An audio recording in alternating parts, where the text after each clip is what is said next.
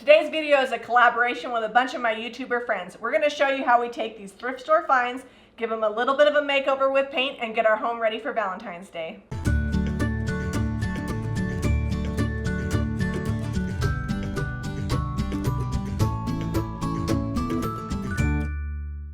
So the number one question we always get asked when we're doing thrift store finds, what did we pay for it? This didn't come like this. It was $5. It had a painting in here. What we did was we painted it white and then we painted this black. So we've got a chalkboard effect going. We never bothered to finish that, so I figured this was a good time to finish that project up. This was $5. Haven't done anything to that yet. It came like that. These were $2 a piece. These were $1.50 a piece. Just gonna clean these up. This tiered tray was the find of the month back in January, only $3. But it did not come that way, it was pieces, so Zeb had to glue it together. And rocking horse, $3 rocking horse. This is a sign that I bought because I really loved the design work on it. I loved how it was kind of quilted together, and anytime I can find something that has a lot of the hard work done, I totally pick it up and then I personalize it so that way I can make it my own. So this is just gonna get a thick coat of DIY white swan. One coat will be enough, and when I'm done with that, we'll distress it and we'll put a stencil on it for Valentine's Day and give it a whole new look. The bottom of this tiered tray is gonna go white, same as Jamie's using the DIY white swan. So fun story for Valentine's Day. We didn't have any money starting out, none at all. Broke. I feel like that was our story for a long time. The broke newlywed story, like long after we were just newlyweds for like 8 years. maybe 10. But I was working at Discount Tire and someone came in, got a flat repair done. I was the one that helped them out, was working in the back. We were busy, stepped out back and just got their flat repair done really quick. I didn't know who they were or anything. They were a new customer to me, and found out that they were a florist, and it was like a day or two before Valentine's Day. So at the time, I was doing in-home daycare with a bunch of my kids and a bunch of other kids, and I was changing a diaper specifically, which was a common occurrence when you do daycare, and the doorbell rang and it was flowers. And you know, your first reaction should be like, oh, my husband sent me flowers. My first reaction was, those are so expensive. Why would you send flowers and have them delivered when you could just go to Costco? So I learned a little lesson that day because he came home. And I think this was before we had text messaging. I can't even recall. Maybe we did. We didn't have smartphones. I knew that much. And when he got home, I was like, why did you send me this flowers? He told me the story about how they had tipped him with this flower arrangement. And it's something that's kind of stuck in mind with me for a long time, especially as we moved out of that newlywed stage. When you're working with people that are in the service industry, not necessarily making a lot of money, when you give them something, whether it's a tip that's monetary value or a voucher for some product or something that you offer, you can be making a huge difference in their lives. Because I remember how sweet that was and thinking that I wasn't going to get anything because we were so broke. And these beautiful flowers came to my door. And once I found out that they weren't paid for by us, I was seriously so excited about that. So there's our little Valentine story. That's about it. We're not overly romantic. We don't do a ton even now for Valentine's Day. Next up, we're gonna do a little ombre finish here on these candlesticks. I'm starting with Lady Pink by Fairy Chalk Leather. It's a really soft, dusty rose pink. And I'm just gonna come around the base of this with that color. These are really shiny, so it's gonna take a couple of coats and we're not gonna get full coverage the first time. It's shiny enough that if it wasn't black, I could see my reflection in it, and they're porcelain. So what happens is the first coat is like a tack coat, and when that dries, then we can get the next coat on and it'll stick better. While it's still wet, I'm gonna dip my brush without washing it into the petticoat pink and just bring this lighter color up. And last but not least, I'm going to finish it with the same brush with some white swan. They're still pink on my brush, so it's going to be kind of a very soft pink. We're going to let this dry, and then we'll repeat this process for a second time to get full coverage. Then we'll be ready to wet distress and to seal. So I'm painting the underside of this first, so that way I don't miss any spots. It's much easier to start with it upside down. It's going Lady Pink by Fairy Chalk Leather. And I'm not doing any prep because it's just raw wood, so it's gonna stick super good. It's got this green paint on there, and I'm gonna be really careful when I distress not to distress in those areas. And if it does pop through, I'll just repaint the areas that are that lovely shade of, I don't even know what shade of green. It's Kelly green, which is cute, but not for Valentine's Day. St. Patrick's Day is coming. Oh, look at the Irish, St. Patrick's Day.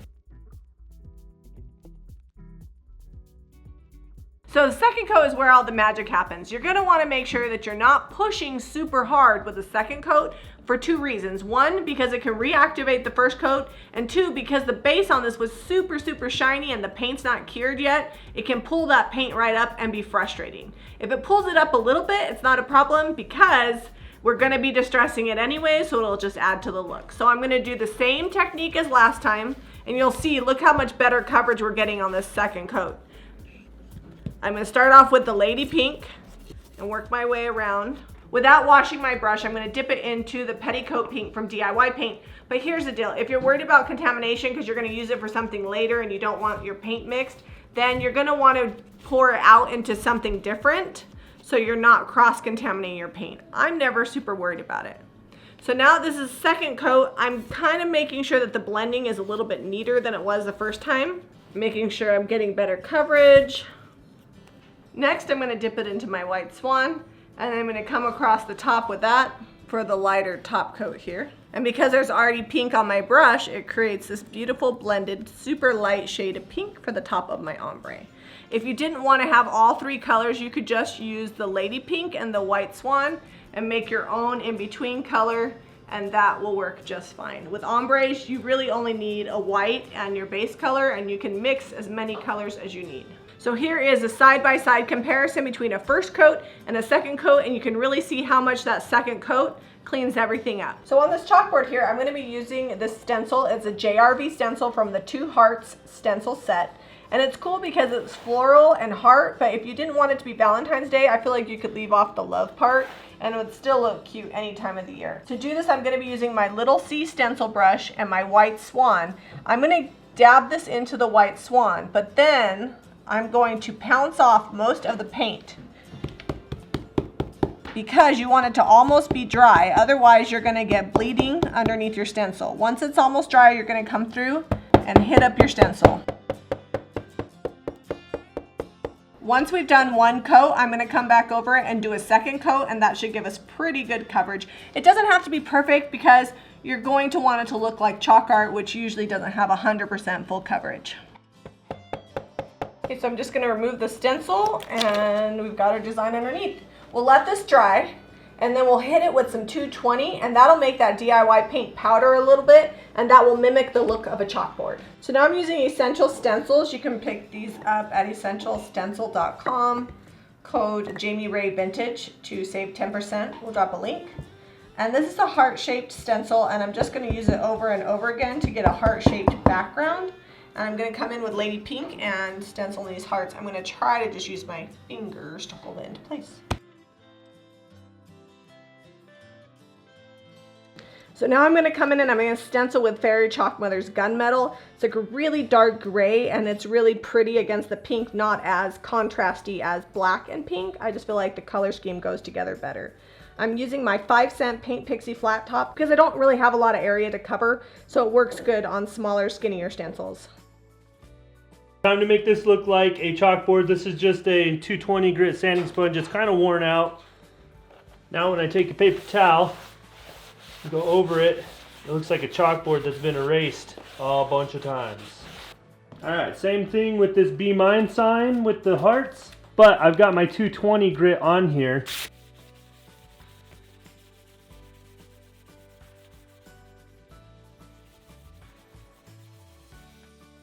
This is a light pine underneath the white.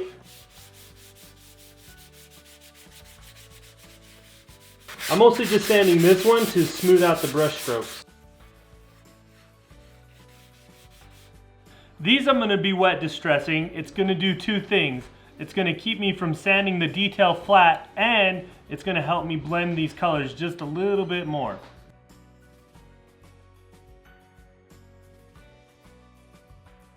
And back to hand sanding on the horse. Remember, we're being careful because we had that green coming through. I'm going to try to not hit that. Probably just gonna go real light on a couple edges and call it a day on this one. All right, so same thing on this frame. Just gonna go and hit the edges. Don't wanna get rid of any of the detail with the sander. And this is actually plastic, so we don't know how tough it is. The rag's nice and easy and gets us the distressed look we want. This is going inside, so I'm not super worried about it getting messed up, but I'm gonna go ahead and just put a coat of clear wax. That'll make all these colors a little bit more vibrant.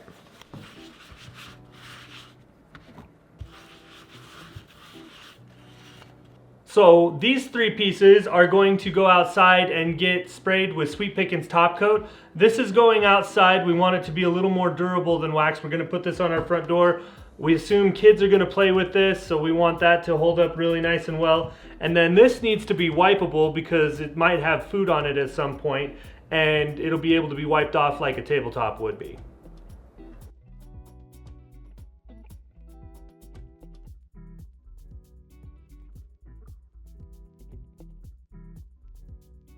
Okay, last step, we need to take this sign that we've made from the picture frame and put a hanger on it. Jamie picked up this ribbon at Hobby Lobby, and I am just going to hot glue it to the back of the frame here.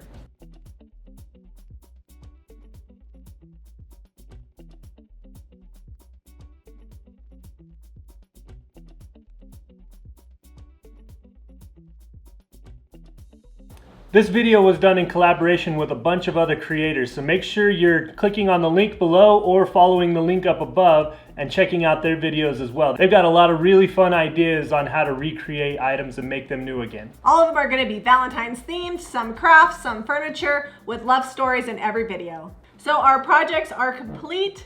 If my math is correct, the thrifted items cost us $20. Plus a dab of paint and products we already had on hand with the stencils.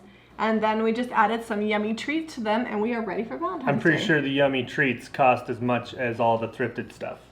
Yeah, way more. But they're consumable goods, which makes them worth it, right?